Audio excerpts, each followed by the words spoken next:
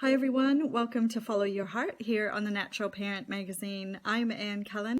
Today I'm talking about gentle discipline. Specifically, what I want to focus on today is what it's like to parent in a partnership with someone who parents differently than you do. This is so common. I have been working with parents for nearly 30 years now, and I hear it all the time. That, my partner does this and I do this, and I feel like, there's no middle ground, or, I want to change how they parent, or they want to change how I parent. Yeah, so who's been there? Who's been there? I have.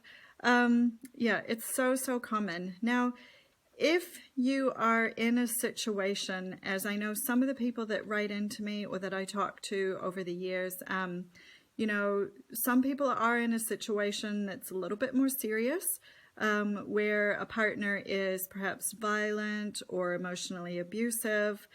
And, in those situations, if you truly are concerned about your children's other parent, or, even if you're, bringing them up with a step parent or something like that, if you have true concerns about what they're doing and how it might be impacting your children, please do get some help. Okay, so I'm one of those people that you can reach out to, but make sure you reach out for some proper one-to-one guidance in a scenario like that. And really remembering that our own experience of childhood comes up in our parenting and in all of our relationships. And we've talked about this before. This is why, I'm doing this whole series, is because it's those first experiences of life, that secure attachment, or whatever that kind of attachment with your mother looked like, or your primary caregiver looked like in the first couple of years of your life. It really sets you up for all your future relationships. And then even if you sort of get some of that figured out and you've worked on that, when your children come along, a lot of times some unconscious or subconscious memories and beliefs and emotions get triggered in us, and they've been dormant there, kind of asleep for a while. Something happens with our children, and they come back to us, and we might not be consciously aware of what's going on.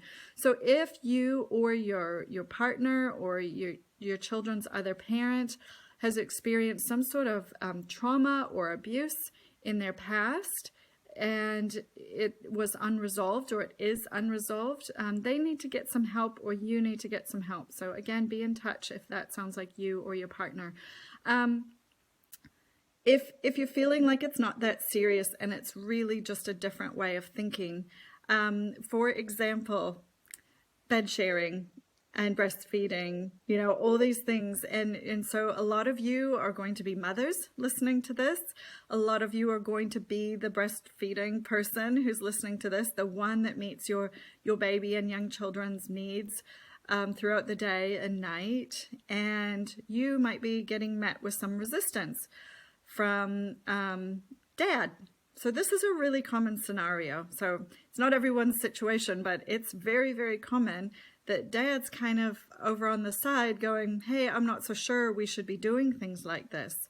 And so you're getting into a bit of a conflict there. Timeouts or punishment is another one. Even spanking kids, stuff like that is really controversial sometimes in a relationship. So this is where we really need to talk things out and get some good information. But I think it just helps to know that if you're experiencing this conflict in your relationship, that you are not alone. And, also remembering, for those of us here that are women, we tend to be the ones to talk about it with our friends more, talk about it with our family more. We tend to be the ones reading the books. Obviously, I'm being very stereotypical here, but, in my experience over many years of doing this, that tends to be the case.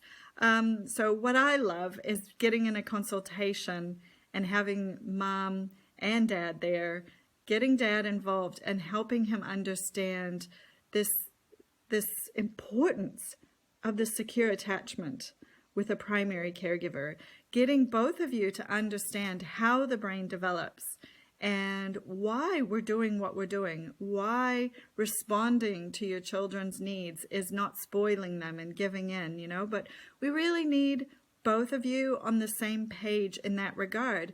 And then we need to let go a little bit and realize that our partner, or even if we're not partners anymore, but baby or child's other parent, is forming their own unique relationship with their child. And it's just as much up to them to decide how that relationship is going to look as it is up to you to decide how your relationship is going to look. So a little bit of letting go, and I think that goes a long way. And as I said, if something really inappropriate is happening and you're truly concerned, that's when you need to reach out for help. But just notice for yourself where you can let go and let your parenting partner or your baby's other parent, child's other parent, where can you let them form their own relationship and make their own decisions? And where do you both need to be on the same page?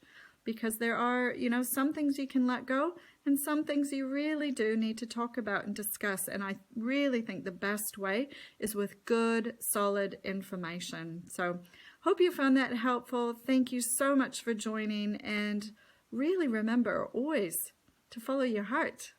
Bye, everyone.